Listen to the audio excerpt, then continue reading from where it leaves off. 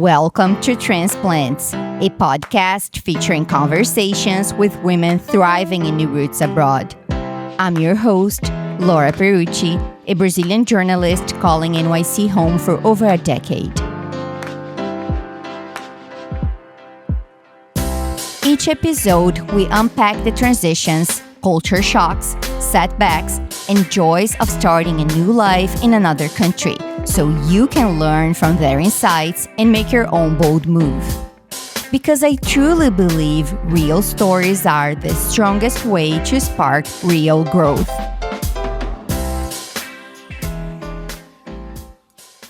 Hi, and welcome back. My guest today has a story that could have been pulled from a rom-com.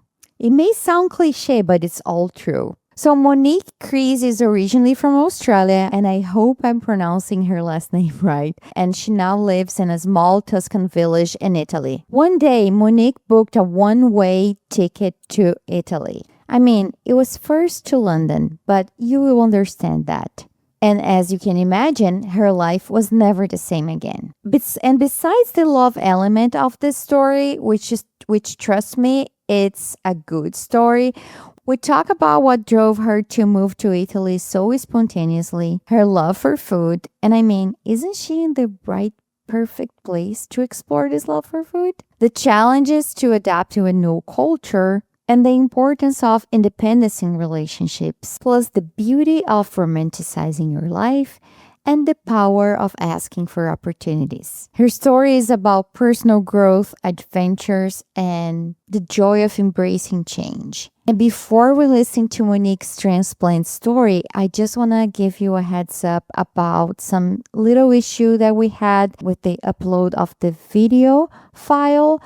So the quality, I guess, after 40 minutes or something is not going to be the same. The quality of the video is not that good, but the audio is still the same and you can still listen to the conversation, which is a great one. Trust me. And at the end of the day, this is a podcast, and I realized that the audio part is what matters the most. So that's why I decided to move forward with this anyway. So this is going to impact you only if you're watching this. If you are listening to it, you're not going to notice anything because it's still like a conversation with no issues in the audio part. So it's only a heads up about the video after half of the episode, probably. Okay? So yeah, let's hear Monique's transplant story. Hi, Monique. Hi. Thank you so much for being here and welcome to the show. Thank you for having me. I'm super excited. Yeah, I'm so excited to hear more about your story. The little that I could find on your Substack just made me so excited to learn more about it and your life in Italy. But before we get to Europe, I want to get back to Australia. Okay. How was life back there? I'm from a little coastal town in the Sunshine Coast in Queensland. And life is coffee, going surfing in the morning. It's very relaxed. It's very slow. There's lots of nature. So there's really amazing hiking and just a really relaxed lifestyle, really. I don't know if you ever heard this, but a lot of Brazilians that moved to Australia, Yes. they say that Australia is the Brazil that work it out, that did great, that made it. It's funny. I guess there are a lot of similarities. Yeah. It's funny. There's actually, in my hometown in Noosa, there are so many Brazilians. I think because we have really great surf, and I know Brazilians love to surf. So there's heaps of Brazilians. Yeah. Anyway, but were you working before moving to Italy? How was the state of your life before moving to Italy? Yeah, so I was working. I freelanced in marketing and graphic design. The last few years, I've been doing that mainly in the not-for-profit kind of activism space. And so I'm still doing that, actually. And so I was doing that, and I was actually living in Tasmania before I moved to Europe. I'd always wanted to live overseas, and specifically Europe. I don't know, I just all of a sudden decided that I wanted to make the move and do something different. And I think as well, being from a small town, not a lot changes. And so I knew that if I was to go, I could always come back. And with my job, I'm super lucky that I can take it with me. It just means that I have to wake up at 5 a.m. for a weekly meeting instead of doing it at maybe a more normal hour. But I'm really lucky in that sense. I'm from a very small town in Brazil as well, so I guess I can relate to that too. Yeah. I know that you cannot speak for all people living in Australia, but like in general, what would you say that are the strongest influences in Australians when people dream of moving abroad? Like you just said that you always dream about moving to Europe, but in general, what do you say are like the influences in Australia? Yeah, I'd say American, definitely, and also British. I mean, everyone in Australia, unless you're First Nations, we're all from Britain. Yeah, and I think because of that, we don't have, it's so different to Italy or Spain or other cultures. We don't have this really old embedded culture. We're a very new culture and country. We're very similar to British or American cultures, and yeah, we grow up with the same music and movies and obviously share the same language.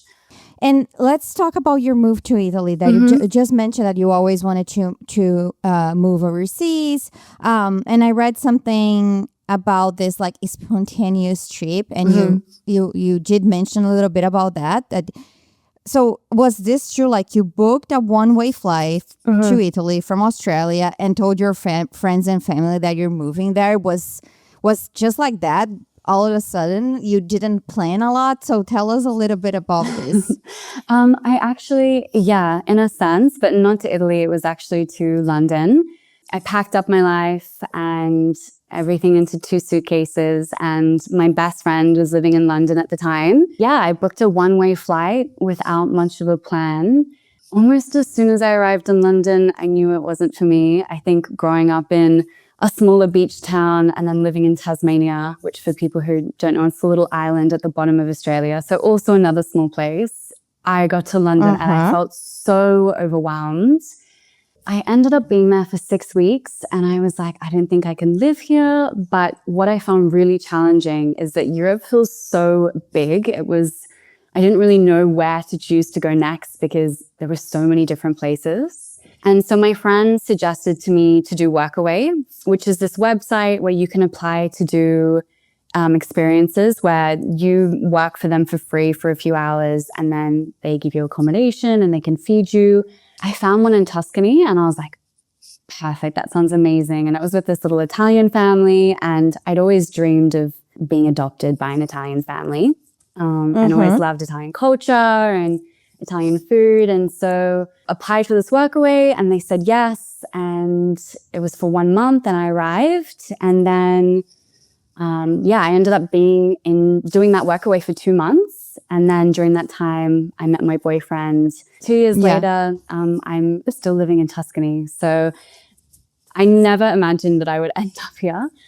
I just wanted to understand more about how you ended up buying this ticket. You said that you didn't think about it a lot, but you had your best friend living in London. But you also mentioned that you knew that you had a place to go back to. So do you think that gave you some kind of stability or safety feeling to, okay, my best friend is there, I can try this, and if nothing works, I can always get back.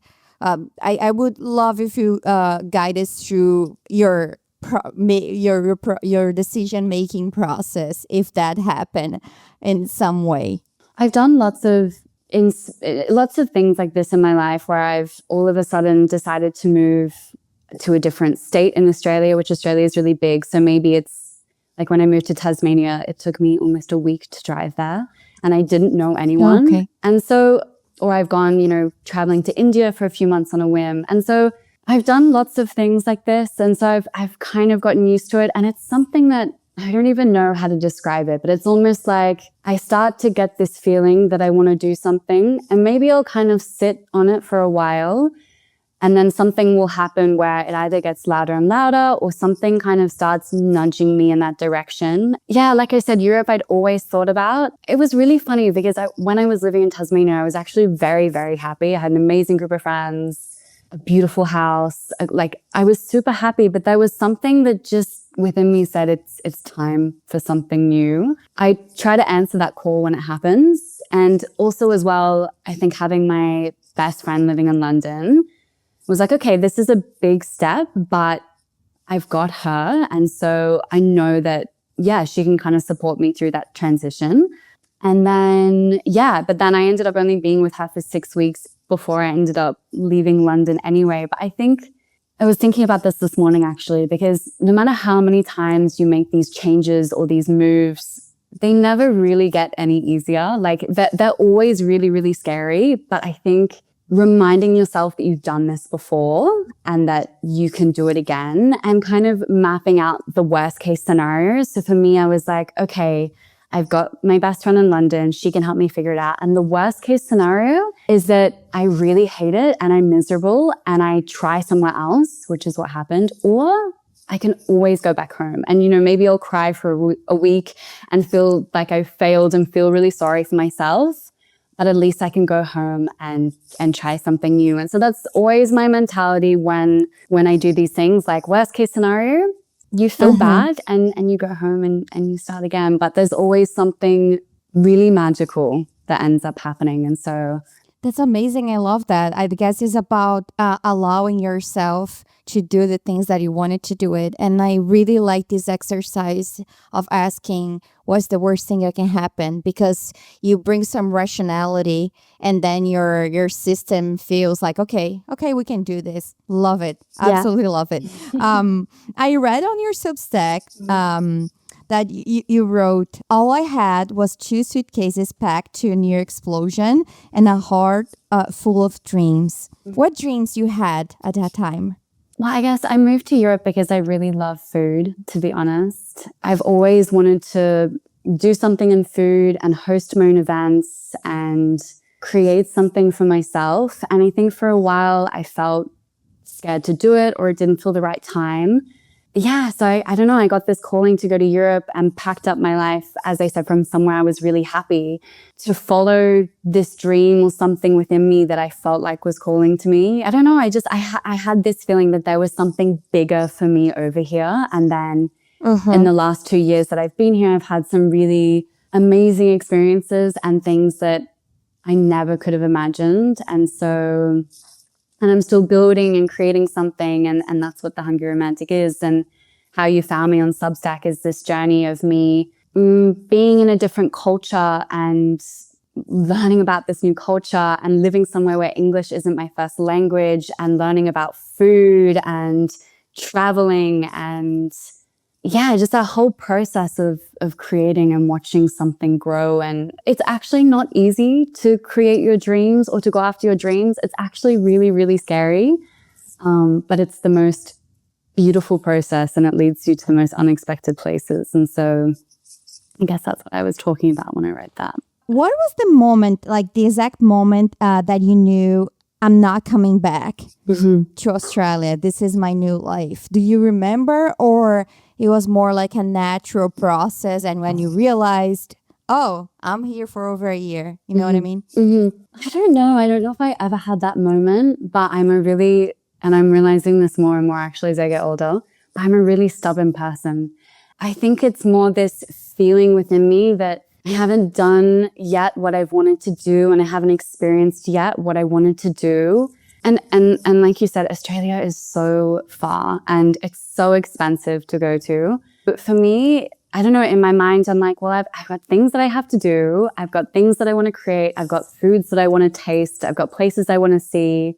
Yeah, that's what's really important to me right now. And I think it's that like stubbornness of like, I just need to do this. But also, I went back to Australia last year for a few months. And actually in January, I'm going back for a few months. And so I'm really lucky in that sense that I can be stubborn and be like, this is what I'm doing over here. And I'm in Italy and I'm doing my thing. But I can also go back to Australia for a few months and see my best friends and see my family and get my little fix of ocean time and then come back over and go back to chasing my dreams.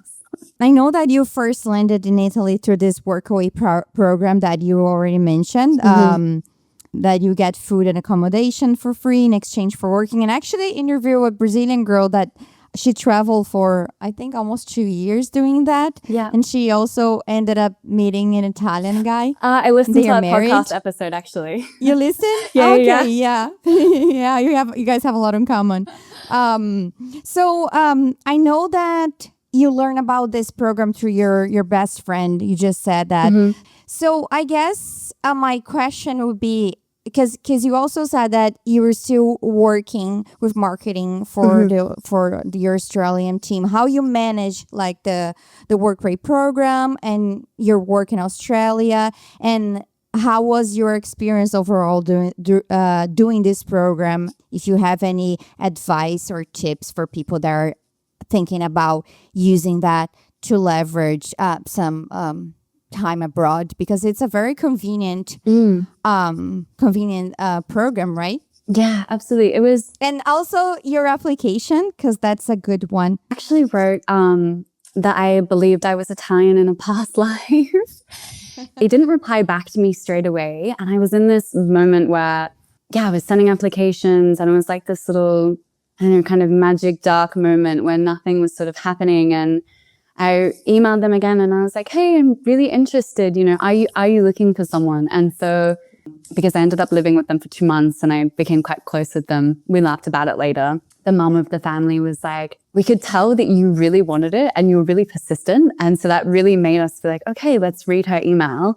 And then she said that they laughed when I wrote that I thought that I was Italian in a past life. With that whole process, I just kind of thought about what I wanted to experience. So, I sat down and had a really good think about that. And there's all kinds of experiences that you can do with Workaway. And it's actually the only one that I've done, but I would do it again. And I cannot recommend it anymore. I think everyone should do it. But there are all different ones. Like maybe you're building something and you're with a whole bunch of people. But for me, I think because I was in this moment where I was traveling and I just started this new chapter, I didn't really want to be in kind of like a dorm space or sharing something with other people. I really wanted to be kind of experiencing this on my own. So that was one of the things that I was like, okay, that's what I want to experience. And so I think that's really helpful as well, as getting really clear on what it is that you're wanting. Yeah. And also in your application, just being who you are really. And I think it's a bit easier because it's sort of like a job, but it's not like a job. And so you have less pressure. And so I think it feels easier to write something that is, I don't know if it's silly or a bit playful. And honestly, then within a week, I did a video call with the family. And I think within a week, I had already landed there and had started the experience. And initially it was only for 1 month, but I really loved being with them. And they asked me to stay for another month. And it honestly could have kept going, but I actually had to leave and go back to London. But it was such an amazing experience. And so for people that are listening and have no idea of how this works, can you explain a little bit of some of the things that you were doing for this family? What kind of work? Yeah. And honestly, it ranges from family to family, and it will tell you in the job description as well what it is that they expect from you. I think for me, initially it was going to be 5 hours of work, but it ended up being 4. So I would do that in the morning, and then in the afternoon, I would do my marketing work. And because of the time difference with Australia, I think it's 11 hours in front. It actually kind of balanced out. And I guess just with the nature of my job, with timelines and things like that, I could be working on things while they were asleep in Australia. And then by the time I woke up, they would have things back to me. So that was how I balanced the marketing side of things. And then, for the family, I would just do 4 hours of work in the morning, which ranged from like picking figs and making fig jam to organizing their kitchen. Oh my God. Like wholesome things like that, actually. Or they had an Airbnb.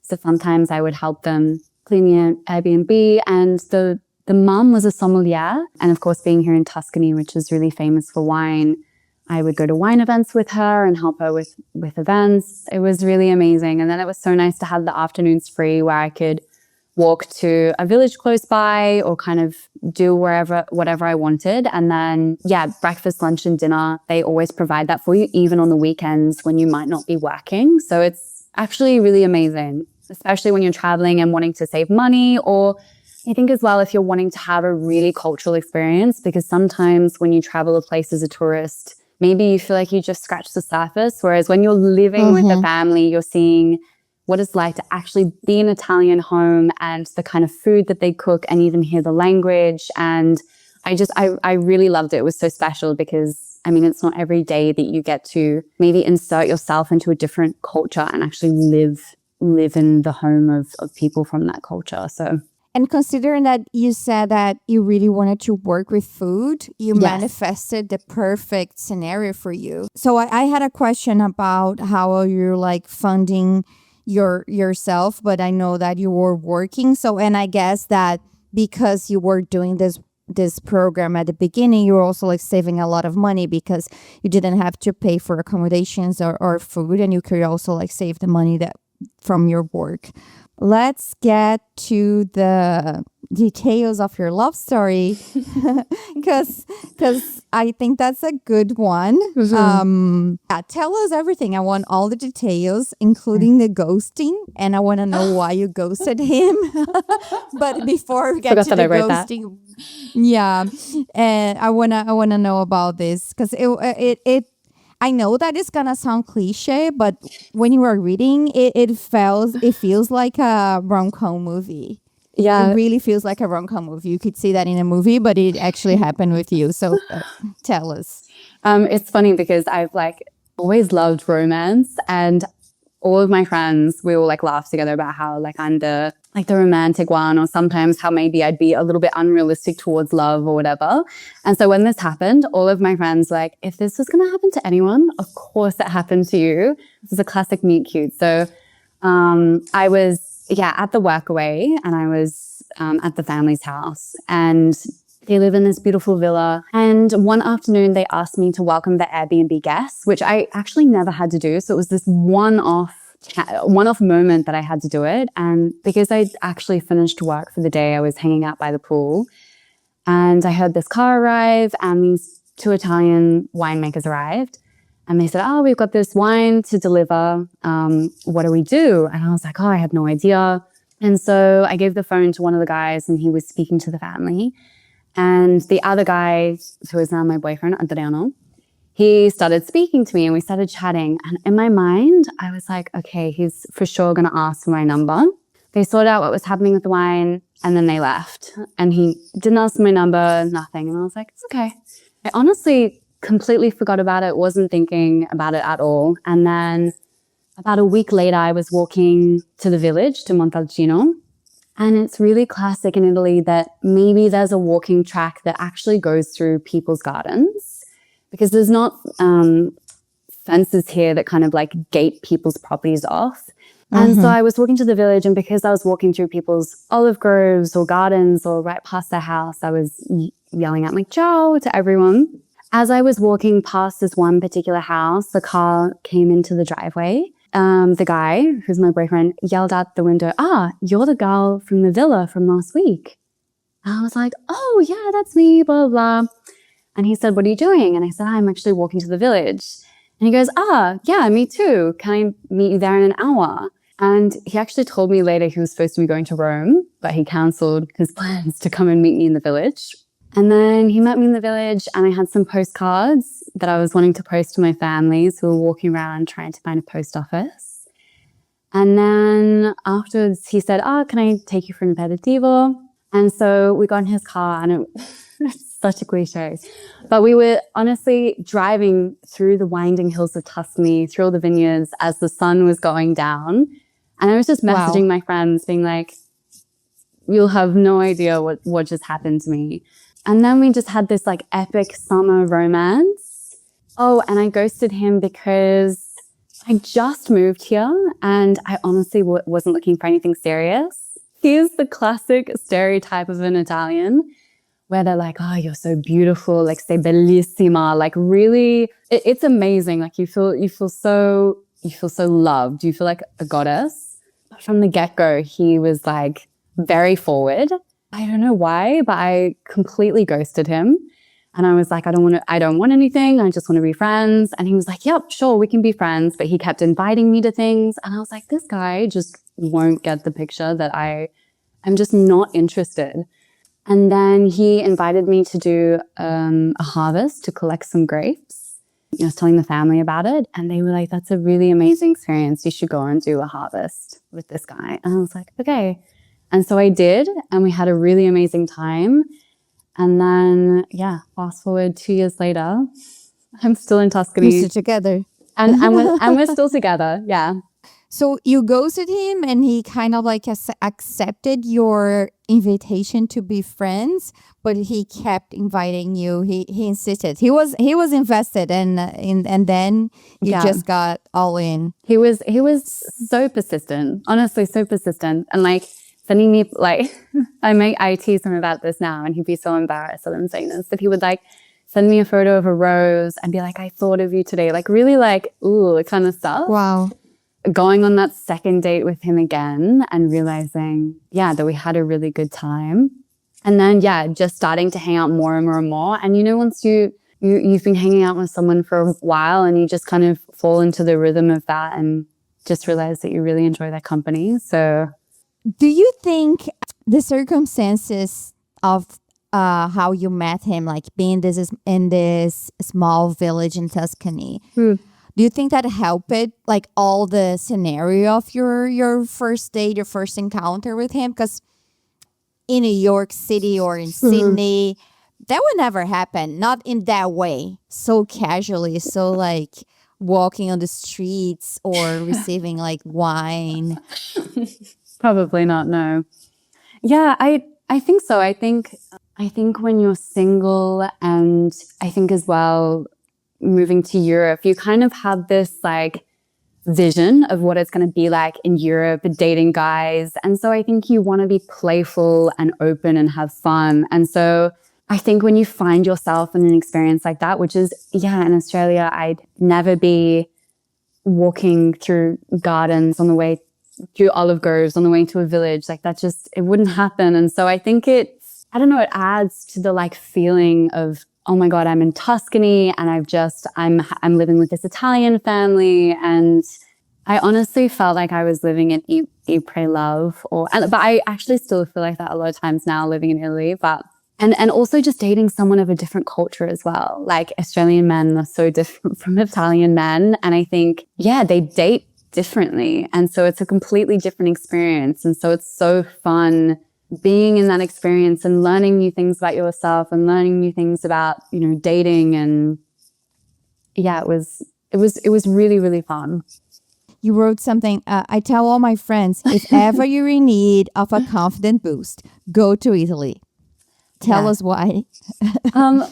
Just walking down the street, you just like, people will call you beautiful. And I mean, even sometimes like it can be a little bit much, to be honest, but I think the positive side of that is that like they're so vocal, but men and women too, of complimenting you and telling you when they think you look beautiful, or you feel really admired, and they don't make it a secret of when they find you attractive. Whereas maybe being in Australia, like men are a bit more subtle with how they do things. And so, like I always joke about it with my friends and my single friends, and maybe if they're having troubles dating, I'm like, just come to Italy for a weekend and you will feel so confident, because they're just vocal and obvious they really appreciate beauty. So, and you feel that. And you said that sometimes it's not 100% positive. I guess like there's a line between like a compliment and harassment. Yeah. But would you say that they are respectful when they do that? Do you feel respected? Sometimes yes, and sometimes no. Like, for example, there are certain things that I would wear back in Australia that I wouldn't wear here. And I think because I'm from, maybe it's similar in Brazil, but like you can go grocery shopping in your bikinis where I'm from, like no shoes, bikinis. And it's like, you wouldn't get stared at, like you don't feel uncomfortable. Whereas here, even wearing like activewear, you know, and you walk down the street, you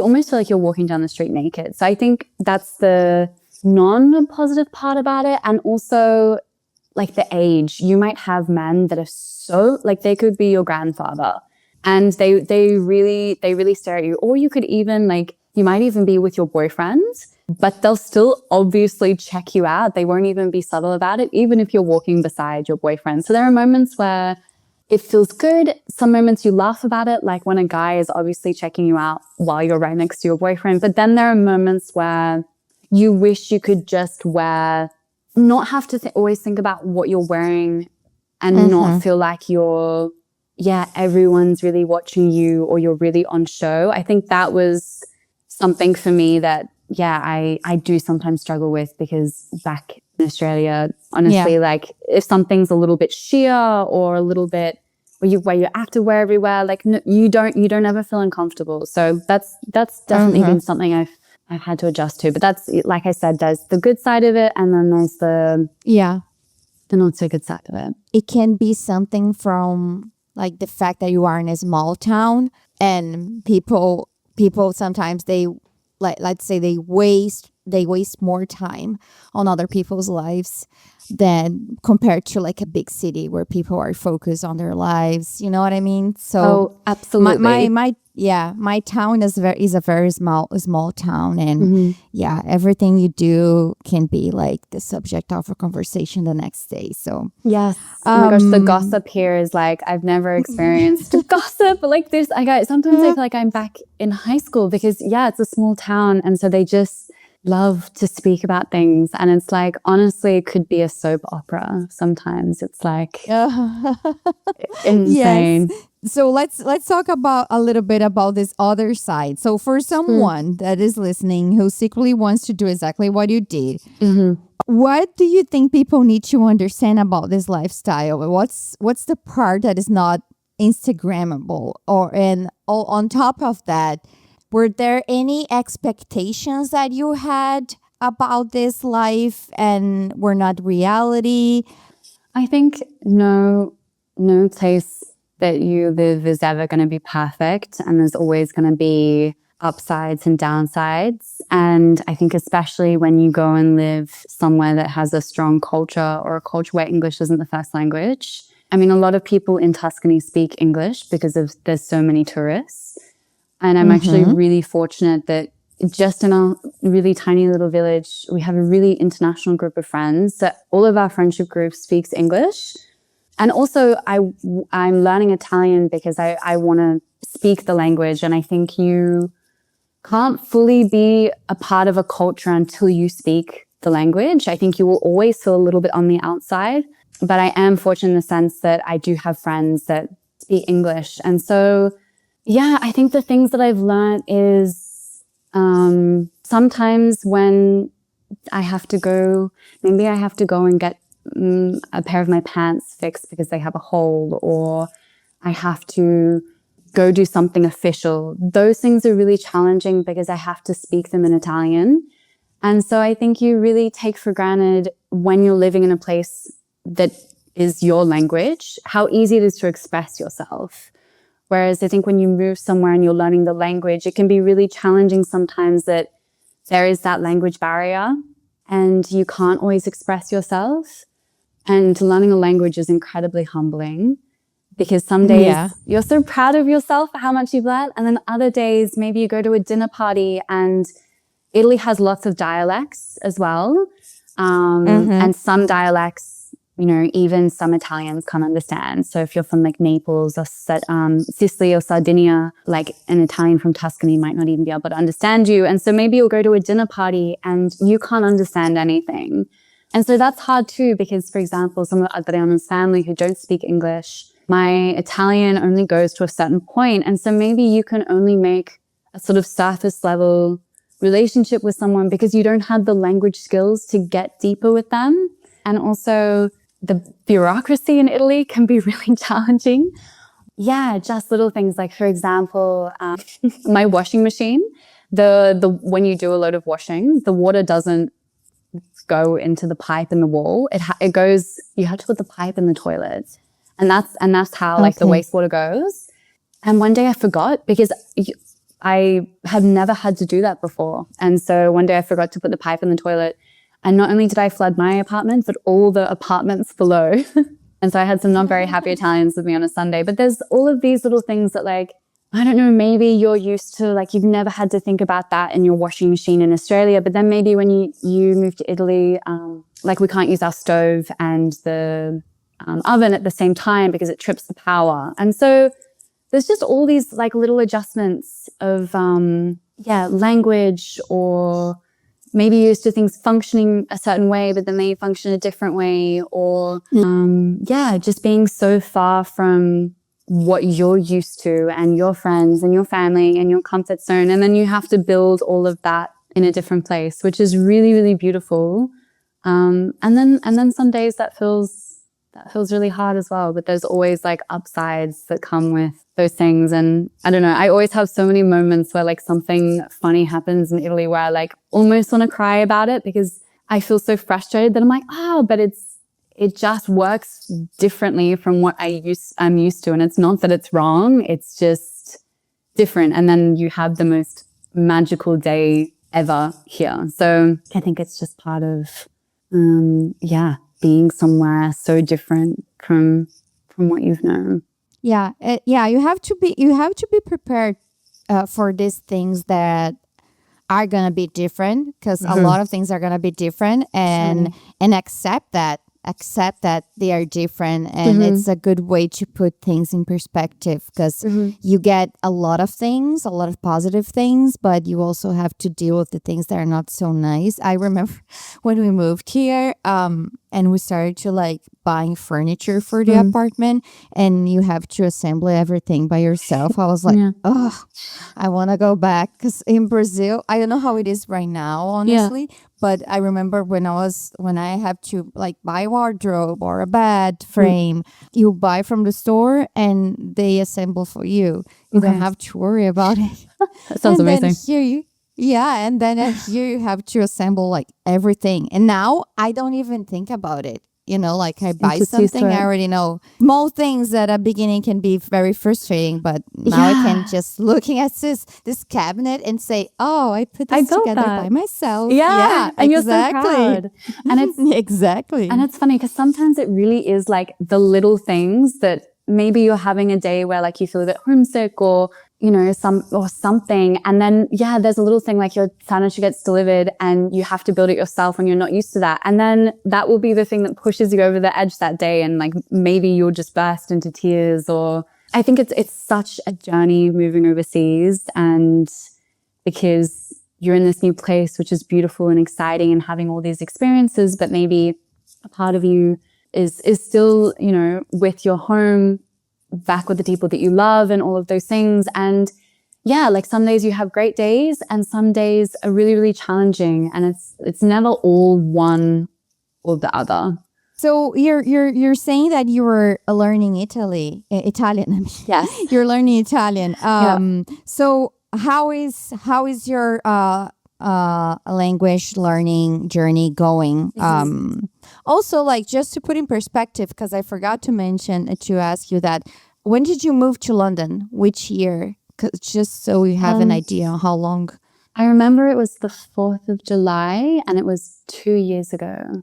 Yeah, learning Italian, I've honestly mostly just been using YouTube, because I found this amazing guy called Teacher Stefano, and he does these amazing. So for anyone learning Italian, I really recommend Teacher Stefano. He does like breaks down all the different subjunctive and past tense and all of those things. And then the biggest thing is obviously when I go to the post office, or when we go to a restaurant, or go to the supermarket, or just in all of those day-to-day things. And I actually feel really shy, because you feel you're starting from the basics. And so you can only say really small basic things at the beginning. And so you almost feel like you're a child again. And so sometimes you feel shy because maybe you don't want to make a mistake and you don't want to seem like you're silly. But in the moments that I have learnt the most have been when I've been forced to really speak and really have a conversation and make heaps of mistakes, or when you're speaking to someone and you know what you want to say, but you don't know how to say it, they might help you, or later on you'll look up, how do I say that thing? And you really remember. In the village here is my beauty therapist where I get my waxing done and whatnot, and she doesn't speak any English. And so I love when I go to her because we have these great conversations all in Italian, and I learn so much when I go because I'm forced to speak in Italian. And so I think, yeah, just going out and doing the everyday things and trying not to lean too much on English. And yeah, but even like the little things, like I had to go and get my shoes repaired the other day, and I was like, I don't even know what glue is in Italian. And so it's in those real life moments. And I try to speak Italian at home with Adriano, but we always lapse back into English. We should really be better with that. But I'm excited to get to the point where it just feels really effortless to speak Italian. But I thought after 2 years I'd be fully fluent. I've been humbled because I realized it's a lot longer process to learn a language. Yeah, I know. And also like with how they call the romantic languages, like Italian, French, Portuguese, Spanish, all the verbs, all the like past, future. It's so hard. I know. I want to speak Italian one day. Maybe after I can say that I speak French, but I feel you. It's hard, but you are doing it, and it were always better than yesterday. You have to remind yourself of that. Yeah, and I think as well, like I'm 29, and I think you're not. Well, I'm not, at least. Like maybe when I start something new or I'm learning something, like yes, it takes time, but I think you're not used to something taking so much time, and language, it could take quite a few years. And so I think that's like, yeah, it's humbling, and you have to be really kind to yourself. And especially going from, because English isn't a gendered language, and then Italian is a gendered language. So that's been a whole, and they have way more past tenses. So you have to be really kind to yourself. Yeah. Even with the gender, I never thought about that. And then when you put in perspective, you see like other people learning the language and they don't have this, you kind of think, yeah, it's kind of like silly. It doesn't make sense that things have gender, but that's okay. Okay. It is what it is. It's just how it is. Let's talk about your career in the food industry, because I know you've been doing a lot of things since you got there with the Workaway thing, and you have your Substack, of course, and I think I read something about you working with events. So like you are living like this dream of living abroad, but you're also like working around your goals, your professional goals, the things that you always wanted to pursue, and of course you are in the perfect place to do that. But for people that are listening, I guess it can be some inspiration to know that you can pursue something in your career field, or even like trying this new career field, which is your case. Yeah, so I guess, like I was saying, I'm fortunate with the freelance marketing that I can kind of create my own schedule, and so I think that's really good, because while I'm building something and pivoting, wanting to pivot into something else and be building something else, I'm still able to be supporting myself while I'm creating those things. And so, yeah, I started a Substack, which is where I'm sharing recipes or even food-based travel guides, and even little bits and pieces about living in Italy. And then this summer, I started working for an agriturismo where I was kind of like a floral assistant.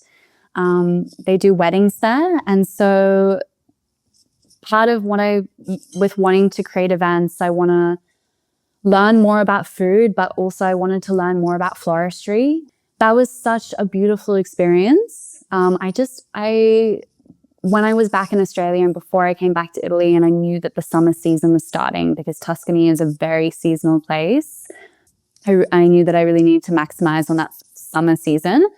I just started emailing, researching places that I liked the look of, and kind of felt like were in line with what I wanted to create or what I was wanting to learn or something that I wanted to experience. And then I was just emailing them and reaching out to them. Ended up hearing back from this agriturismo, and we did a video call, and yeah, I ended up working for that. I finished up a couple of weeks ago, and it was such a beautiful experience. It was really like this pinch me experience because it was in this beautiful villa in Tuscany. Louisa, who owns it, she grows all of the flowers as well. And so all of the tablescape floristry that we were doing was all from the garden. And then as well, their menu all has to be locally sourced.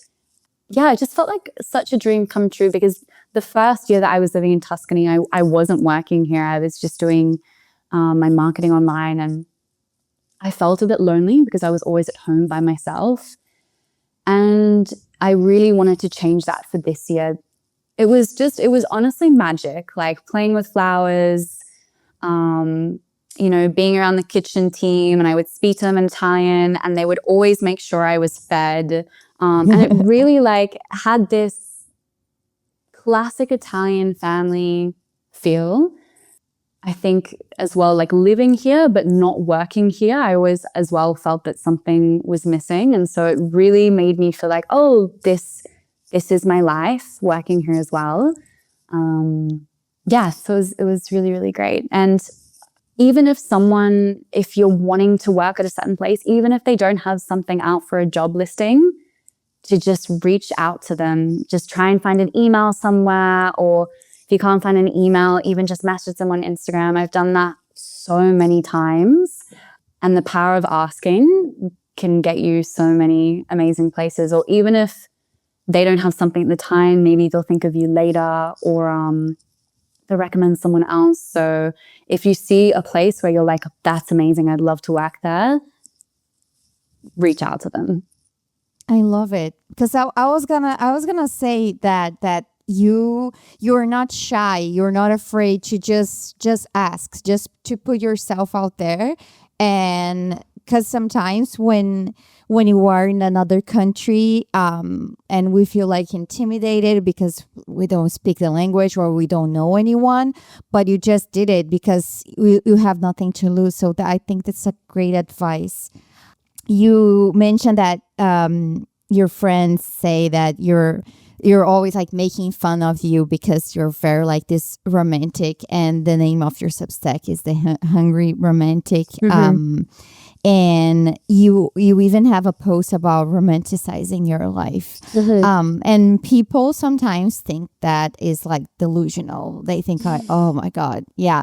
But make the case for us. Why is not delusional to romanticize your life? I actually think it is a bit delusional. And I think... but not in a bad way. No, but right? I honestly think everyone should be a bit delusional. Like moving overseas without much of a plan, completely delusional. I feel like most of the things I've done in my life are a little bit delusional.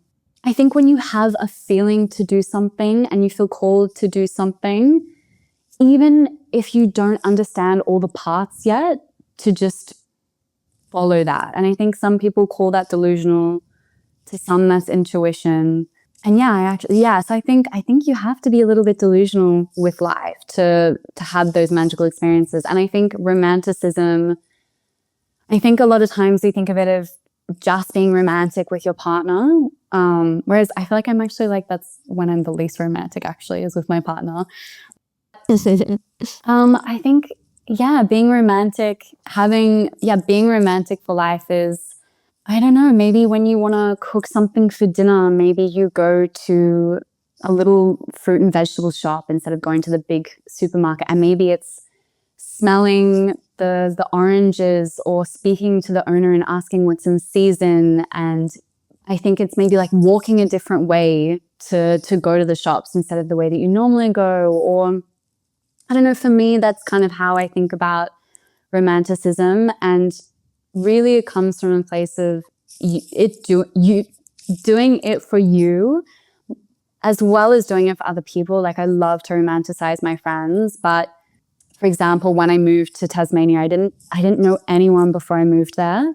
I did so much stuff by myself. I would go hiking by myself, and I would make it romantic in the sense that like on the way to driving to the place I was going hiking, I would stop at like a local cheese shop and I'd buy some cheese and I'd buy beautiful bread, and maybe I'd buy like, I don't know, a tiny bottle of wine or some beer, and I'd pack that in my hiking pack for the day. And so that when I was going on this hike by myself, when it came time for lunchtime, I'd have this like beautiful lunch. And to me, that's romanticism. It's like doing those extra little things that make something a little bit more special or a little bit more sparkly, just because, and it doesn't have to be something like grand or something just with your partner. It's, I don't know, about making things beautiful for yourself. And it really does change how you feel about your day, or like how you feel about yourself, or I don't know.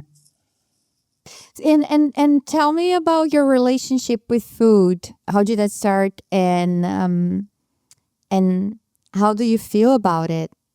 Why is so important for you? Why is so special? Why you decided to pursue something around food? Mm-hmm. My grandpa was a chef, and he was a super important person to me. I really loved and adored him.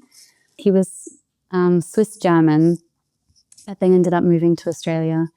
And I remember every time we'd go to their house when I was little, he would make German sausages, and we'd have Swiss cheese and like a baguette or something and sauerkraut. And I just always remember feeling so excited to go there because he'd always had this amazing food.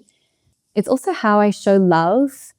Like when I'm with my friends, I invite them in for dinner and I cook for them, or if they've just gone through a breakup, I'll cook something for them and I'll bring it to them. Or if they're sick, I'll cook for them. And my friends are really similar like that too. We're always cooking. And also when I'm not eating, I'm speaking about food. And even while I'm eating, I'm thinking about the next thing that I'll be eating. I just always love food. And when I travel, it's like the main reason why I travel. And it's why I love Italy so much, because they have such a strong food culture, and it completely changes from north to south. And food, is so important, and to so many different cultures. And it's this thing that brings us all together, passing plates back and forth and eating something delicious and eating something that makes you excited or makes you feel comforted, or whether it's something spicy. I don't know, you go to a different country and it's completely different, and you taste different things. And even in Italy, they have what's called like a pork kitchen. And so many of their recipes that are so amazing actually came from necessity, that they couldn't waste anything. And it was a poor kitchen. Mm-hmm. There's just so much history in that. And I think you're eating this bowl of something that is food, but it's also history. And I don't know, I think that's really amazing. I love it. I love the way you spoke about food. It's so inspiring. Do you feel like an Australian in Italy? Mm-hmm. Or you started to feel a little bit Italian? Because you said that you always thought you were Italian in the past when you apply for your work thing.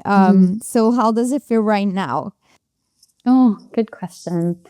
I don't know. I feel like I'm a bit of both. Like I always felt like I always had something, and I think because my grandparents were European, I feel like I always had something a little bit different in that sense of like, and even one of my other best friends who's Italian, and how much she loves food. And I noticed we had those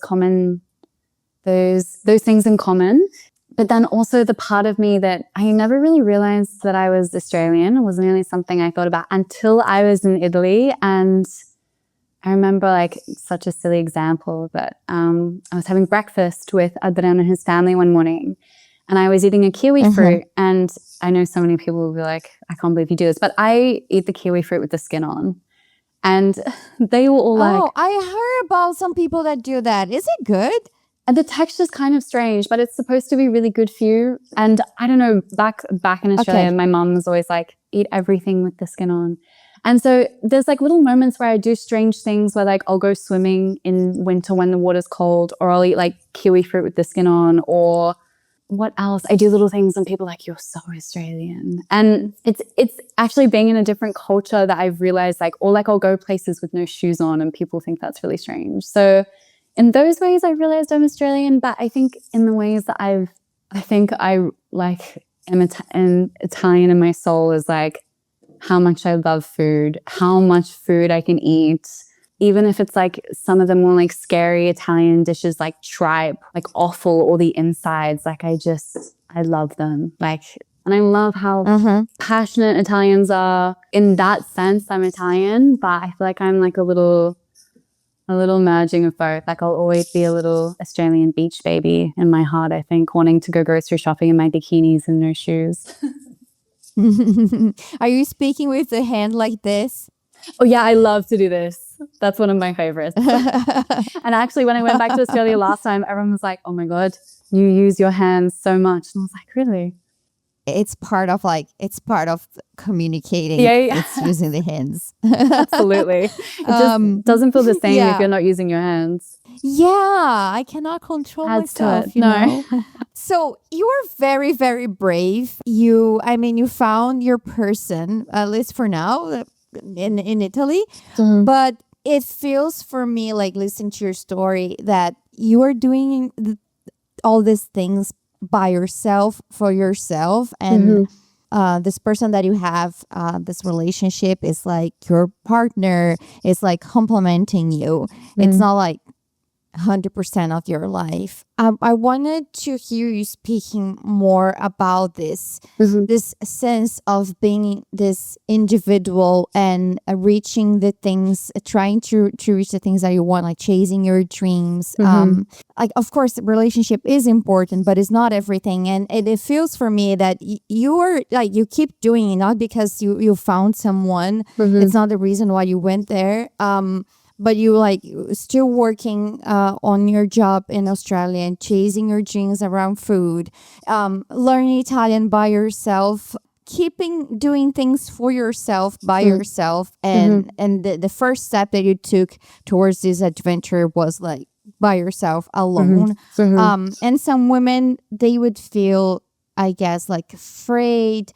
It's not easy to be a woman. We know that a lot of the things are easier for men. So what would be your message around this? I know I don't have like a question per se, but it's all the things that I'm like listening to you to say, and this is that I got from your personality, and knowing that a lot of women out there are so afraid to do things by themselves, even like to travel alone. I get it, because I remember I used to feel so scared to do things by myself. I couldn't go for coffee by myself. I couldn't do anything. I actually used to get panic attacks to be by myself. What shifted for me was I moved to Melbourne when I was 19. I knew someone there, my ex-boyfriend, and then we ended up getting back together when I moved. But he didn't like going out to cafes or going and doing any of the things that I loved. And I remember I felt so excited about living in Melbourne, and I had this list on my phone, and the weekend would come around and he would just want to stay at home. And I remember being like, there's all these places that I want to discover. And I had this moment where I was like, I can either stay at home with him and not go and do these things because I feel afraid, or I can go and do these things because that's the whole reason why I wanted to move here. And so I remember the first time I went to one of these cafes I went to go to, and I ordered breakfast. I remember feeling so anxious, and I thought everyone was looking at me, and I thought I looked really silly, and I thought it was really embarrassing. It was just so much stronger that I knew that I couldn't just spend my weekends at home, that I had to go and explore these places that I loved, and it was the reason why I moved there. And honestly, like little by little by little, I stopped feeling scared and anxious. I realized that no one's looking at you. And honestly, if they are, they're thinking, oh my God, that person's amazing that she's taken herself out for breakfast. And even if you take a book or you take something else, so it feels like maybe you've got something to do as well, that can help. But then it got to the point where I discovered that I loved being by myself. I loved my own company. And then I got to the point where I started years later, but I started going camping by myself. Like Oh, now wow. I love my own company. And yeah, it is really scary. And moving overseas, and I know it sounds brave that I've done all of these things, but there wasn't one moment where I didn't feel scared. And you doubt yourself, and you feel, you wonder what could go wrong, or like, is it going to work out for me? And you just have to keep going. And there's moments where you have to put yourself out there and it feels really uncomfortable. Yeah, and you feel silly, but you just have to keep going, and it does get easier, but just fear never goes away.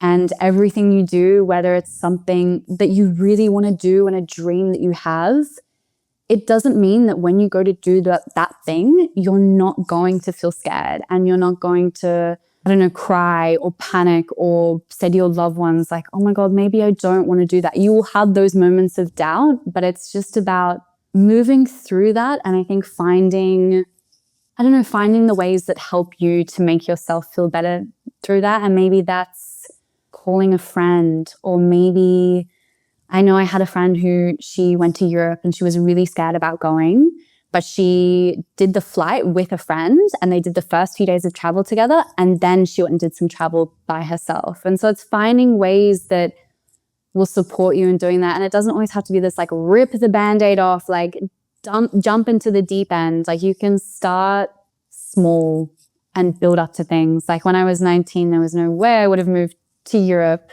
and done this journey. And then all of a sudden you find yourself in Italy and you're like, how did this happen?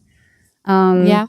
And then I guess going back to the thing that you said about the partner as well, I always chose all of these things for myself. I've never done anything because relying on a partner, and that's still the case now. And when I was like, I'm going back to Australia for 3 months, and he couldn't come back with me because of work, but he wasn't like, oh, you can't go, or that's too long. I think he just knows that that's how I am, and that's what makes me happy. And, even if you're in a partnership, you're still your own person. So it's still so important for you to have your own goals and your own dreams, and theirs too. And then you co-create something in the middle. It's still so important to have your own and find someone who not only celebrates that, but actually makes them even louder and bigger, and makes you want to be even more of yourself and do more of those things. And it's really beautiful when you can find someone that can do that for you, because then on the days where you're like, where I doubt myself or whatever, he's the one, being my cheerleader. But I also know that if he wasn't, I'd still be my own cheerleader. So it's like, you don't need them, but they're like making something more beautiful that's already there. That's beautiful. Oh, thank you so much for your time and for sharing your story with us. Thank you so much. Amazing. I love it. And I'm going to link your Substack in the description, but if you want to talk a little bit, feel free. If you want to, hear some more things about Italy and also different recipes that I share, lots of them are Italian recipes, or they're a fusion of Italian and something else, or something completely not Italian. But there's always a little story attached, and like I said, there's some food and travel guides. There's some in Tuscany, there's Rome, different little places I've been to in Europe. Yeah, you can subscribe to Substack, or I also share some things on Instagram. If you like this episode, feel free to leave a comment and reach out to Monique as well. Thank you so much for your time. Thank you so much. I had so much fun. And we'll talk again soon. Bye. Okay, thank you. I really hope you guys enjoy this episode with Monique, and please make sure to check the description so you can find her Substack and follow her culinary adventures in Tuscany. She has food guides, recipes, and it's really inspiring, so check that out. Other than that, please don't forget to subscribe to our YouTube channel if you're watching this on YouTube, or you can also follow us on Spotify and rate us there, and also subscribe to our Substack so you can receive all the episodes in your inbox every week. Other than that, Thank you so much for being here. Until next time, bye.